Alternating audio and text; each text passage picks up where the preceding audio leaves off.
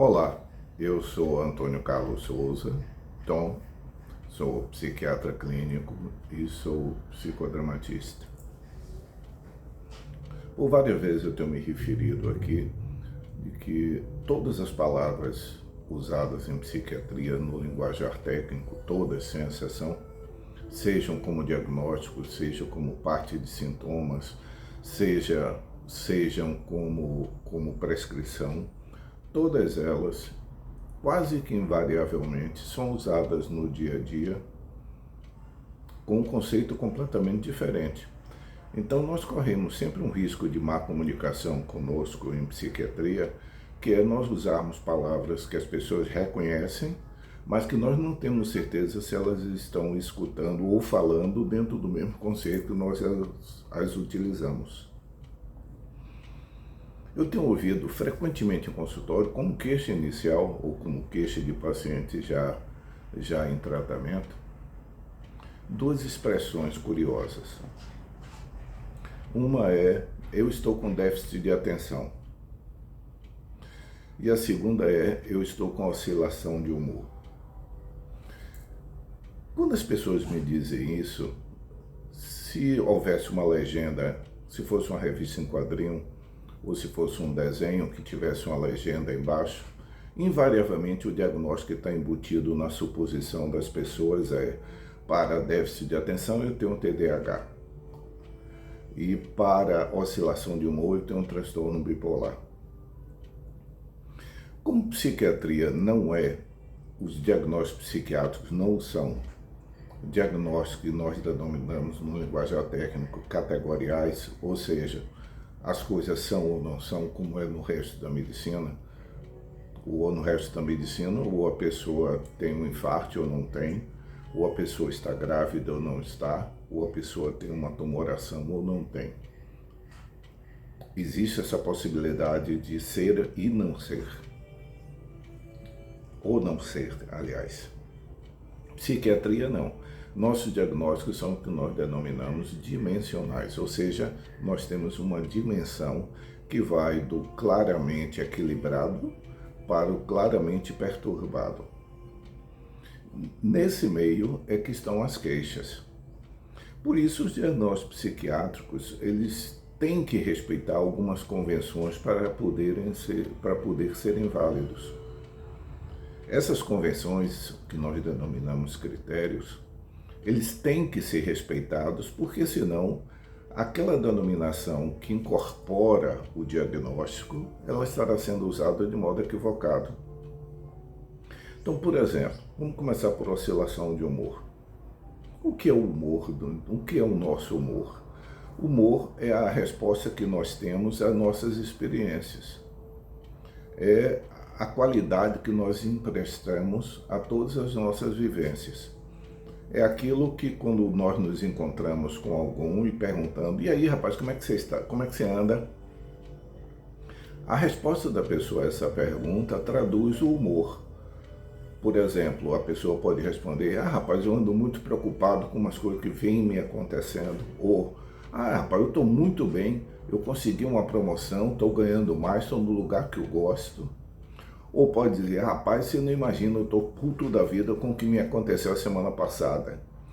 Ou seja, quando a pessoa pergunta como você anda, implicitamente o outro responde como ele vem andando. Ou seja, como ele está passando há algum tempo.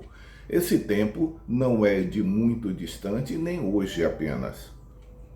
Quando eu pergunto como você está, a pessoa responde para o momento presente. Mas quando eu pergunto como você anda, como você tem passado, implicitamente eu estou perguntando nos últimos tempos, como você tem estado?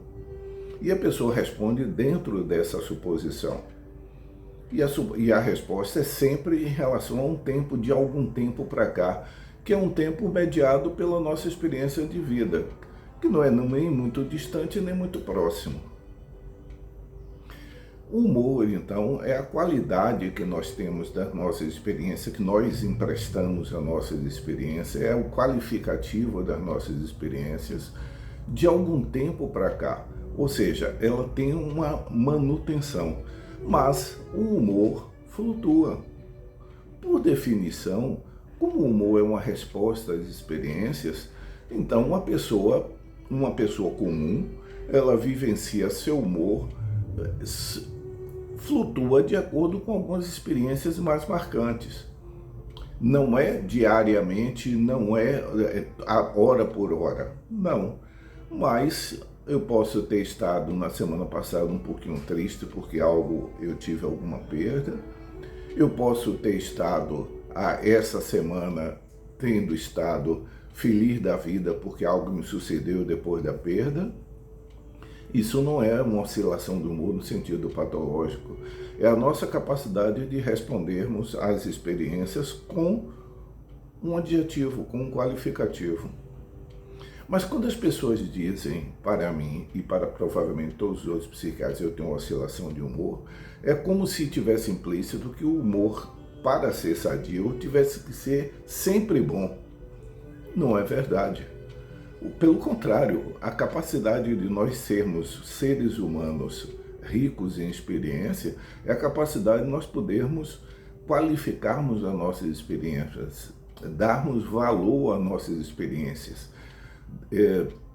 vivenciarmos aquilo que a gente vive, se puder fazer esse jogo de palavra.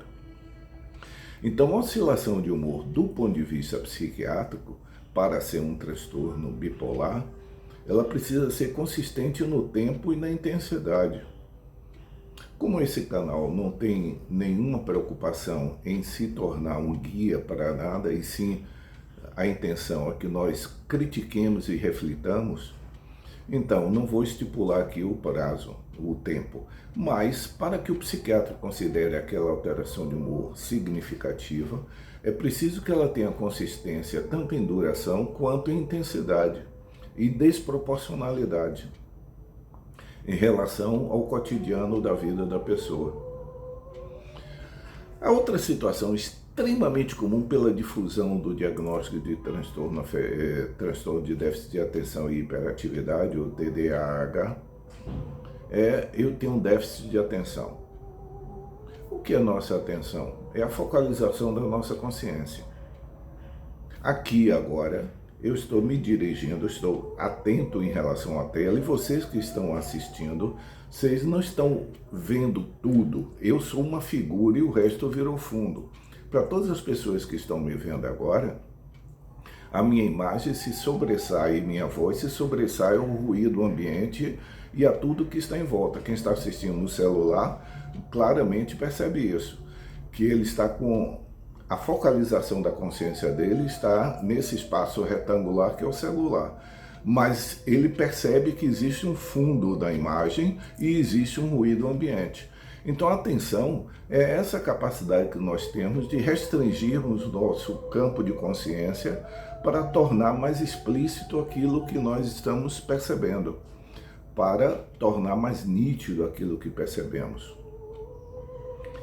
Mas quando as pessoas dizem eu tenho um déficit de atenção, é preciso sempre imaginar, e isso é um conceito extremamente importante, até hoje não existe a definição, mas é claro para a gente em psiquiatria que TDAH é um transtorno do desenvolvimento, ou seja, é algo que desde o começo da vida da pessoa, desde os tempos de criança, aqueles traços de TDAH já estarão presentes no modo infantil, mas já estarão presentes.